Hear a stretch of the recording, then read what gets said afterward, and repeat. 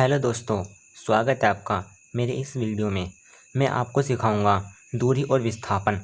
मैं इस वीडियो में दूरी और विस्थापन को एकदम क्लियर तरीके से आपको कॉन्सेप्ट समझा दूंगा और आप इसका कॉन्सेप्ट कभी नहीं भूलेंगे। तो चलिए देखते हैं दूरी और विस्थापन के बारे में। सबसे पहले आता है हमारा दूरी। दूरी को इंग्लिश में कहते हैं डिस्टेंस।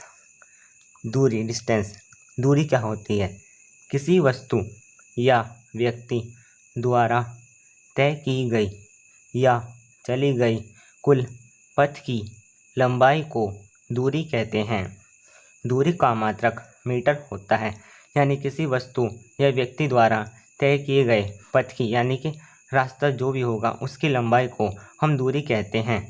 माना जैसे कोई व्यक्ति है जो यहाँ से लेकर 5 मीटर की दूरी तय करता है और फिर वह इस तरह 3 मीटर की दूरी तय करता है, तो उसके द्वारा चली गई कुल दूरी होगी 5 + 3 यानी कि 8 मीटर।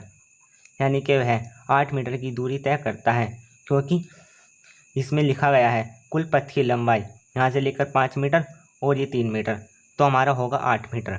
तो किसी भी व्यक्ति द्वारा तय किए गए कुल पथ की लंबाई को दूरी कहते हैं। आपको दूरी के बारे में समझ में आ गया होगा।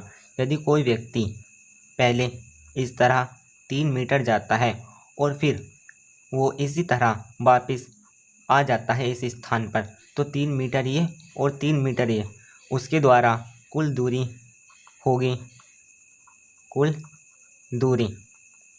3 + 3, उसके द्वारा कुल दूरी होगी 6 मीटर। यानी कि यह पथ की लंबाई पर निर्भर करता है। जितना वह पथ की लंबाई को तय करेगा उतनी ही उसकी दूरी कहलाएगी। अब हम बात करते हैं विस्थापन के बारे में। विस्थापन को इंग्लिश में कहते हैं डिस्प्लेसमेंट।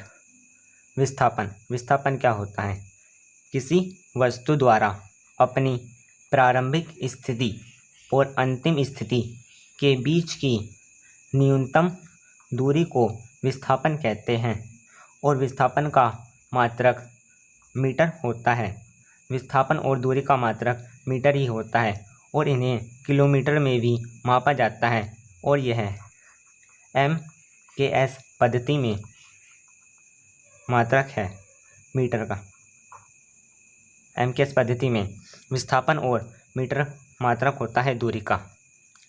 हम बात करते हैं उदाहरण की। यदि कोई व्यक्ति पहले यहाँ से 5 मीटर दूरी तय करता है, उसके द्वारा दूरी 5 मीटर तय करता है और फिर वह इसी जगह 2 मीटर की दूरी और तय करता है, तो देखिए उसके द्वारा विस्थापन होगा। विस्थापन बराबर विस्थापन 5 मीटर और 2 मीटर प्लस हो जाएगा 7 मीटर, यह होगी दूरी। लेकिन विस्थापन 7 मीटर न होकर कुछ होगा। तो देखिए विस्थापन क्या होता है? प्रारंभिक स्थिति व अंतिम स्थिति के बीच की न्यूनतम दूरी को विस्थापन कहते हैं। यानी कि पहले प्रारंभिक स्थिति इसकी यह होगी और अंतिम स्थिति यह होगी इसकी, तो विस्थापन होगा यहाँ से लेकर यहाँ तक, जो कि लगभग 6 के बराबर होगा। तो विस्थापन हो जाएगा हमारा 6 मीटर। और लेकिन यदि कोई व्यक्ति यहाँ खड़ा है और वह पूरे सर्कल का एक चक्कर लगाता है, क्योंकि वह यहाँ से प्रारंभ करता है घूमना और घूमकर इसी स्थान पर आ जाता है, तो उसका विस्थापन होगा विस्थापन बराबर 0, क्योंकि वह यहीं से चलकर आया था और यहीं आकर रुक गया है। क्योंकि विस्थापन, इसलिए उसका विस्थापन 0 होगा, क्योंकि प्रारंभिक और अंतिम स्थिति के बीच की दूरी को ही विस्थापन कहते हैं। और यदि कोई व्यक्ति इस तरह चला, फिर 1 मीटर इस तरह, 1 मीटर इस तरह, 1 मीटर इस तरह और घूम फिर कर फिर वह यहीं आ जाता है, तो उसका विस्थापन भी 0 होगा, क्योंकि वह घूमकर उसी स्थान पर आ गया है। तो विस्थापन पथ के मार्ग पर निर्भर न कर होकर वह अंतिम और प्रारंभिक स्थितियों के बीच की दूरी पर निर्भर करता है। अब आपको दूरी और विस्थापन समझ में आ गया होगा। हम बात करते हैं दूरी और विस्थापन में अंतर की। दूरी और विस्थापन। देखिए, पहला, दूरी एक अदिश राशि है जबकि विस्थापन एक सदिश राशि है। यदि कोई हमसे कहे तुम्हें 3 मीटर की दूरी तय करनी है तो हमें दूरी अदिश राशि होती है, इसलिए हमें दिशा नहीं बताई जाएगी। वह 3 मीटर ऐसे तय कर सकता है या ऐसे या फिर ऐसे, लेकिन विस्थापन में आपको दिशा दी जाएगी। आपसे कहे 3 मीटर की दूरी तय करनी है, वो आपसे कहेगा 3 मीटर की दूरी आपको उत्तर दिशा में तय करनी है या फिर पूर्वी दिशा में, इस तरह दिशा दी होती है। और अदिश राशि में केवल परिमाण होता है और इसमें परिमाण व दिशा दोनों दी होती हैं, इसलिए विस्थापन हमारी सदिश राशि होती है और दूरी हमारी अदिश राशि होती है। दूसरी दूरी सदैव धनात्मक होती है और जबकि विस्थापन धनात्मक, ऋणात्मक और शून्य भी हो सकता है। दूरी, यदि वह 1 मीटर ऐसे चलता है और फिर 1 मीटर इसी तरह आ जाता है तो इसकी कुल दूरी होगी 2 मीटर।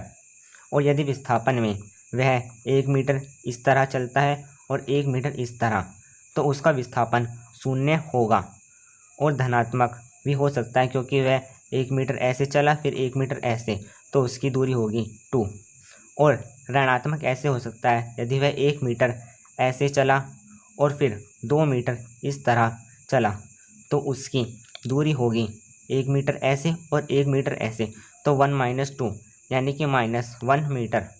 तो दूरी धनात्मक और विस्थापन धनात्मक, ऋणात्मक या शून्य भी हो सकता है। तीसरा, दूरी का परिमाण विस्थापन के बराबर या उससे बड़ा होता है।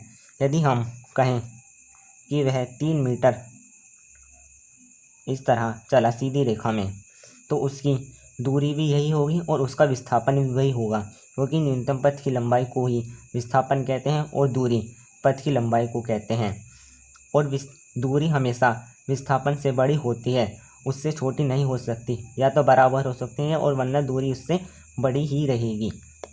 और विस्थापन में देखिए, विस्थापन का परिमाण दूरी के बराबर या उससे छोटा होता है। यदि आपसे 3 मीटर या विस्थापन बराबर और दूरी हो सकते हैं, लेकिन अगर हम कहें वह 1 मीटर ऐसे और 2 मीटर ऐसे चला, तो विस्थापन होगा उसका कुल इतनी दूरी, लेकिन दूरी 1 और 2 मीटर 3 मीटर हो जाएगी और ये लगभग 1.5 के बराबर होगी, यानी कि विस्थापन हमेशा दूरी से छोटा ही होता है। और चौथा, यह पथ की आकृति पर निर्भर करता है और विस्थापन पथ की आकृति पर निर्भर नहीं करता है। मैंने जैसे आपको बताया था, इसकी पूरी दूरी जितनी भी होगी वह हमारी दूरी होगी। और यदि कोई व्यक्ति एक गोले का चक्कर लगाता है तो उसका विस्थापन शून्य होगा, इसलिए यह पथ की आकृति पर निर्भर नहीं करता है। यह सिर्फ न्यूनतम दूरी को ही विस्थापन कहा जाता है और इसका मात्रक भी मीटर में होता है और विस्थापन का मात्रक भी मीटर ही होता है। आपको दूरी और विस्थापन समझ में आ गया होगा। यदि आपको मेरा ये वीडियो अच्छा लगा हो तो मेरी वीडियो को लाइक कीजिए और चैनल को भी सब्सक्राइब कर लीजिएगा।